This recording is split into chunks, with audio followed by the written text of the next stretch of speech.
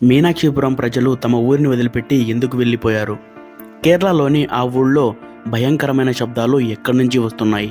Accident అయ్యి police స్టేషన్కి తీసుకెళ్లిన రాయల్ ఎన్ఫీల్డ్ బైక్ రాత్రికి రాత్రే ఎవరి సహాయం లేకుండా ప్రమాద స్థలానికి ఎలా వస్తోంది? ఫ్రెండ్స్, ఇలాంటి ఇంట్రెస్టింగ్ అండ్ ఇన్ఫర్మేటివ్గా అనిపించే 5 నిజాలు మీకోసం ఈ వీడియోలో చెప్పబోతున్నాను. వీడియో చాలా ఇన్ఫర్మేటివ్గా ఉంటుంది. స్కిప్ చేయకుండా మొత్తం చూసేయండి. ఇంకా ఎవరైనా మన ఛానల్ని సబ్స్క్రైబ్ చేసుకోకపోతే సబ్స్క్రైబ్ చేసుకొని బెల్ ఐకాన్ ఆన్లో పెట్టుకోండి. చెన్నపడి విలేజ్ ఇన్ కేరళ. ఈ గ్రామం కేరళలో అత్యంత మిస్టీరియస్ ప్రదేశాల్లో ఒకటిగా చెప్పబడుతుంది. ఆ ఊరిలో ఉన్నట్టుండి ఒక్కసారిగా భూమిలో నుంచి పెద్దగా శబ్దాలు రావడం మొదలుపెట్టాయి. ఆ శబ్దాలు ఎక్కడి నుంచి వస్తున్నాయో ఆ ఊళ్ళో వాళ్ళకి అర్థం కాలేదు. అప్పుడు వారందరూ అధికారులకు తెలియజేశారు. దాంతో శాస్త్రవేత్తల బృందం ఆ ఊరిలోకి వెళ్ళి పరిశోధన ప్రారంభించింది. కానీ వాళ్ళు ఆ శబ్దాలు ఎక్కడి నుంచి వస్తున్నాయో మాత్రం కనిపెట్టలేకపోయారు. అక్కడున్న స్థానికుల కథల ప్రకారం కొన్ని దశాబ్దాల క్రితం ఇక్కడ ఒక గొప్ప యాగం జరిపారని, కానీ అది పూర్తి కాకపోవడంతో ఒక శక్తి ఇక్కడే నిలిచిపోయిందని చెబుతారు.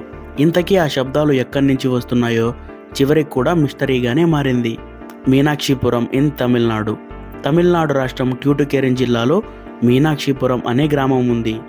ఆ గ్రామం ఒకప్పుడు జనంతో కలకల్లాడుతూ ఉండేది. కానీ ఇప్పుడు అక్కడ ఇళ్ల శిథిలాలు మాత్రమే మిగిలాయి. ఆ ఊరు ఖాళీ అవడానికి 2 కారణాలు ఉన్నాయి. మొదటి కారణం, ఆ ఊళ్ళో భూత ప్రేతాలు ఉన్నాయని కొందరు నమ్మారు. అక్కడున్న వారు అకస్మాత్తుగా చనిపోవడం, అనారోగ్యం పాలవడం జరుగుతూ ఉండేది. ఏ కారణం లేకుండానే మనుషులు చనిపోతూ ఉండేవారు. దీంతో గ్రామస్తులు భయపడిపోయి వేరే చోటుకు వెళ్ళిపోయారు. రెండవ కారణం ఏంటంటే, ఆ గ్రామంలోని దళిత కుటుంబాలు ఒకే రోజులో సుమారు 180 కుటుంబాలకు పైగా ఇస్లాం మతంలోకి మారిపోయారు. కారణం ఏంటంటే వివక్షత, ఆలయాల్లోకి ప్రవేశం లేకపోవడం, సమాన హక్కులు లేకపోవడం.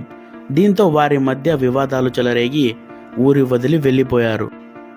అలా అందరూ ఊరు విడిచి వెళ్ళిపోగా కందస్వామి నాయకర్ అనే ఒక అతను అక్కడే తన సొంత ఊరిలోనే నిలిచిపోయాడు. అతను కూడా మే 24, 2024న మరణించడంతో ఆ ఊరు నిర్మానుష్యమైపోయింది. ఇప్పుడు అది దెయ్యాల గ్రామంగా పరిగణించబడుతోంది. Bullet Baba temple in Rajasthan.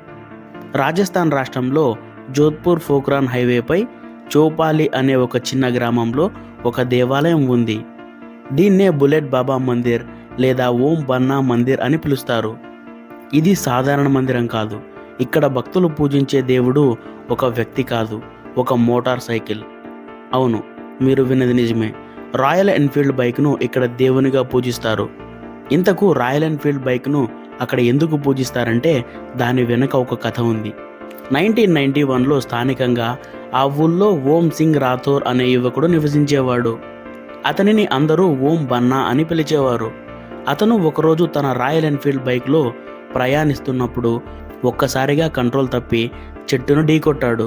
తీవ్రంగా గాయాలయ్యి అక్కడికక్కడే చనిపోయాడు. పోలీసులు వచ్చి అతని మోటార్ సైకిల్ని స్టేషన్కి తరలించారు. కానీ మరుసటి రోజు ఆశ్చర్యంగా ఆ బైక్ మళ్ళీ ప్రమాదం జరిగిన చోటే కనిపించింది. ఈసారి మళ్ళీ పోలీసులు బైక్ని స్టేషన్కి తీసుకెళ్లి గొలుసులతో కట్టేశారు.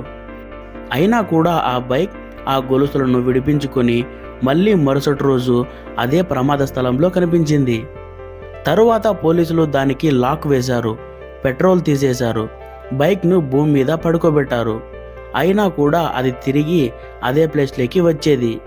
ఈ మాయాజాలం 1 రోజు కాదు, 2 రోజులు కాదు, 3 రోజులు వరుసగా జరిగింది. చివరికి స్థానికులు ఈ బైక్లో మానవేతర శక్తి ఉందని విశ్వసించారు. వారి నమ్మకం ప్రకారం ఓం బన్నా ఆత్మ తన బైక్లో పునర్జన్మగా మిగిలిందని భావించారు.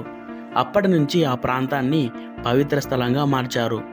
ఆ బైక్ను గాజు గ్లాసులో పెట్టి అక్కడే మందిరం నిర్మించారు. ఆ మందిరానికి వచ్చే భక్తులు పూలు, కాయలు మరియు మద్యం బాటిళ్లు కూడా నైవేద్యంగా పెట్టేవారు. డ్రైవర్లు, ప్రయాణికులు ఆ మందిరం దగ్గర ఆగి బుల్లెట్ బాబాను నమస్కరించి వెళ్తారు. ఇలా చేయడం వలన రోడ్డు ప్రమాదాలు జరగవని వాళ్ళ విశ్వాసం. పారి తిబ్బా హిల్ ఇన్ ఉత్తరాఖండ్. ఉత్తరాఖండ్ రాష్ట్రంలో మసూరి సమీపంలో మిస్టీరియస్గా భావించబడే ఒక కొండ ఉంది. దాని పేరు పారి తిబ్బా, అంటే దాని అర్థం పరిశుద్ధ పర్వతం అని. ఇక్కడ స్థానికంగా నివసించే ఒక భయంకరమైన కథ ఉంది.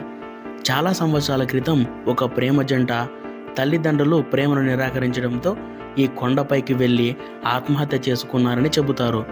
అప్పటి నుంచి వారి ఆత్మలు అక్కడే ఉన్నాయని స్థానికులు నమ్ముతారు.